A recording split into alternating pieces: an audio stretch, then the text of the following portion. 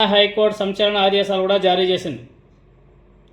1 కాదు 2 కాదు 10 కాదు 20 కాదు ఏకంగా 60కి పైగా కోర్టు ధిక్కరణకు పాల్పడ్డాడని చెప్పేసి పేర్కొంటూ రంగనాథ్ గారిని హైడ్రా కమిషనర్ పదవి నుంచి తొలగించాలని చెప్పేసి తెలంగాణ చీఫ్ సెక్రటరీకి తెలంగాణ హైకోర్టు ఆదేశాలు కూడా జారీ చేసింది.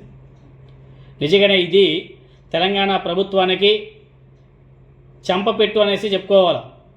ఈరోజు న్యాయస్థానంలో లోతుకుంట భూముల వ్యవహారం మీద విచారణ జరిపినటువంటి తెలంగాణ హైకోర్టు విచారణ సందర్భంగా భూముల వ్యవహారంలో హైడ్రా జోక్యాన్ని తప్పుపడుతూ హైకోర్టుకి హైడ్రా కమిషనర్ రంగనాథ్ క్షమాపణ కూడా చెప్పాడు. దీనికి సంబంధించి లోతుకుంట భూముల వ్యవహారంలో సారీ చెబుతూ అఫిడవిట్ దాఖలు కూడా చేశాడు రంగనాథ్.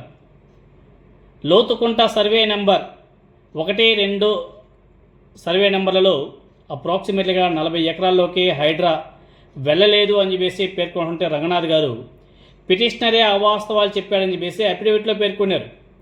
హైడ్రా కమిషనర్ రంగనాథ్ గారి మీద అప్రాక్సిమేట్లీగా 63 కోర్టు ధిక్కరణ కేసులు ఉన్నాయని చెప్పేసి న్యాయస్థానం పేర్కొంటూ కోర్టు మీద తనకు నమ్మకం ఉంది అని చెప్పేసి రంగనాథ్ గారు స్పష్టం చేస్తూ, అయితే ఇన్ని ధిక్కరణ కేసులు ఎందుకు నమోదయ్యాయి అని చెప్పేసి కూడా తెలంగాణ హైకోర్టు ప్రశ్నించింది.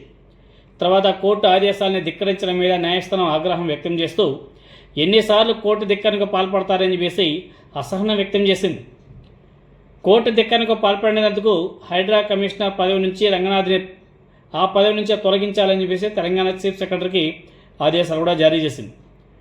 అంతేకాదు ఐజీ స్థాయి అధికారిని హైడ్రా కమిషనర్గా నియమించాలని చెప్పేసి తెలంగాణ హైకోర్టు సిఫార్సు కూడా చేసింది. నిజంగానే ఈ రంగనాథ్ గారు తనకు అనుకూలంగా ఉన్నటువంటి వ్యక్తుల విషయంలో ఒకలా అంటే అతను కాదు, ప్రభుత్వానికి అనుకూలంగా ఉన్నటువంటి వ్యక్తుల వ్యవహారంలో ఒకలా, ఇంకో విషయంలో ఇంకోలా ప్రవర్తిస్తున్నాడాన్ని తెలంగాణ హైకోర్టు కూడా అనేక మార్లు రంగనాథ్ గారికి చీవాట్లు పెట్టింది. అయినా కానీ ఆయనలో మార్పు కనిపించలే. ఇలా మార్పు కనిపించకపోగా ఎన్నిసార్లు వార్నింగ్లు ఇచ్చినా వినకపోగా ఆయన మీద నమోదైనటువంటి కోర్టు ధిక్కరణ కేసుల పిటిషన్లు చూసి తెలంగాణ హైకోర్టు షాక్ గురైంది. ఒక వ్యక్తి మీద ఇన్ని పిటిషన్లా అని చెప్పేసి. తర్వాత ఏదైతే లోతుకుంట భూములు ఉందో దాని మీద ఆల్రెడీ సుప్రీంకోర్టు స్టే ఇచ్చారు. స్టేలో ఉన్నటువంటి భూములోకి రంగనాథ్ గారు హైడ్రాని తీసుకెళ్ళి అక్కడ పనులు కూడా ప్రారంభించారు.